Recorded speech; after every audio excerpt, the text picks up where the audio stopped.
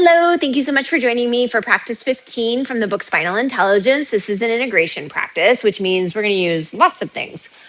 Today's practice uses a pull-up bar, it uses a dumbbell, and it uses yoga blocks, preferably 2 yoga blocks. I'm going to modify and just use 1 yoga block because I am lazy and my other yoga block is upstairs and I don't want to rally up the dogs. So I will talk through what it would look like 2 yoga blocks though.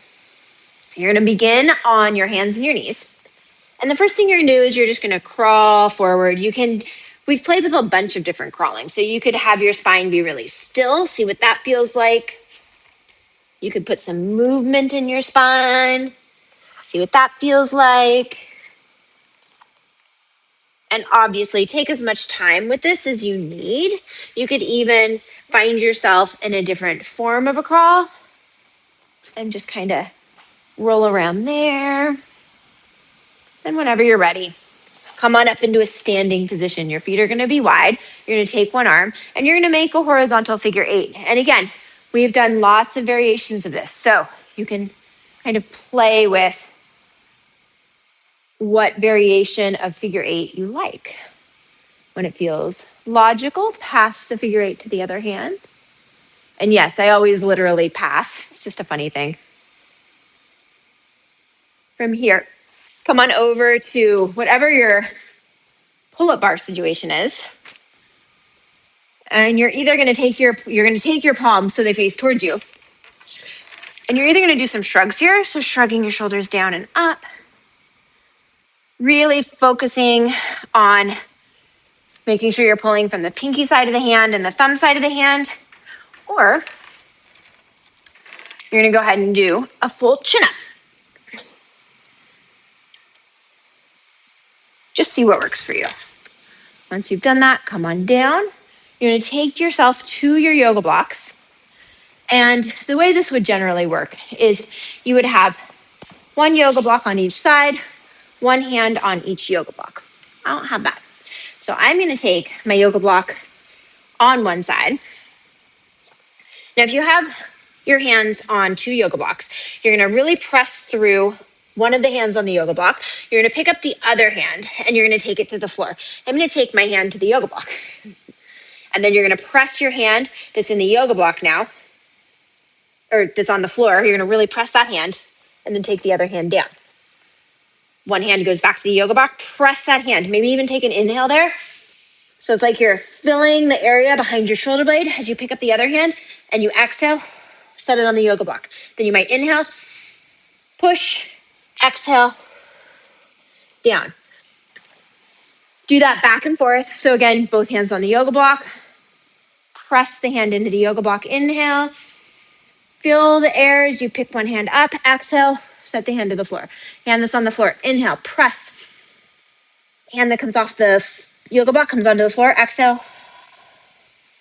And then inhale. So it's this rhythmic movement that's down, down, up, up. If you don't feel like you need that extra awareness of the breath through the middle back, you can just go down, down, up, up with the hands. So do that a few times. Go ahead and come on up. Take the dumbbell. It is going to go on a shoulder. And you're just going to step 1 foot back. Reach the other hand. Knee may or may not come to the ground. Now, you really want to make sure that you've got a good anchor in the front foot. So the pinky toe is reaching long, and you might have both inner and outer ankle bones reaching up. And then switch sides. So you switch sides.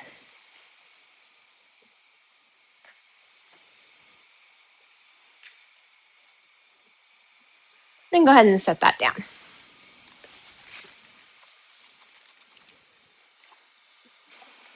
After you've set that down, make sure you have some room. I'm going to move these off to the sides because you are going to squat down.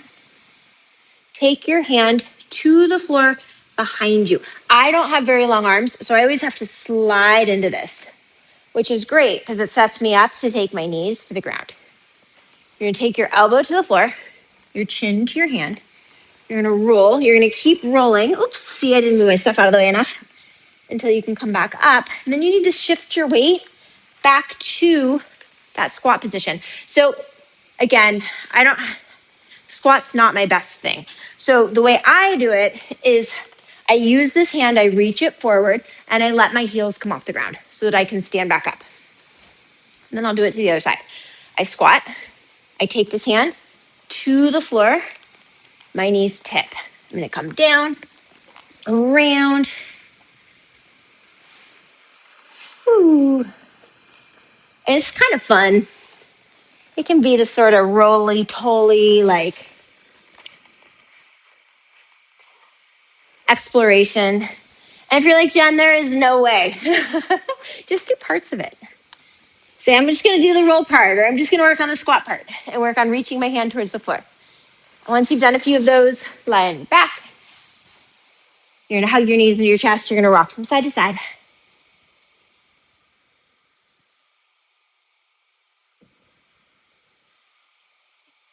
Go ahead and set your feet down. Take a moment.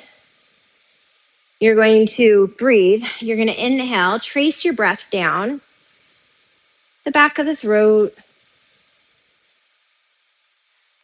the back of the spine, into the pelvic floor.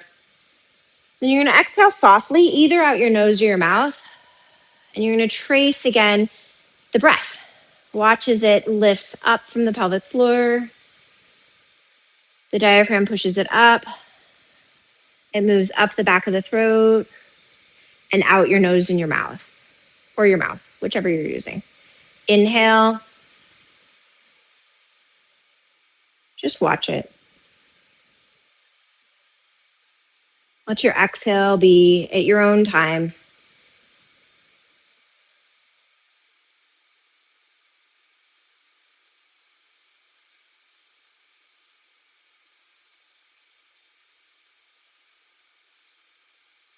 Whenever you're ready, come on up. Thank you so much for joining me for that last practice. This is the last practice from the book Spinal Intelligence. If you found that useful, please like, share, subscribe. And if you want to learn more about how you can utilize these concepts in an actual movement practice, check out the program Regulated and Strong. That encompasses a day of strength, a day of body awareness, and a day of flow in a really nice way. Each practice is 30 minutes or less. It's a great way to utilize these concepts and let them fit into your life. Thank you so much.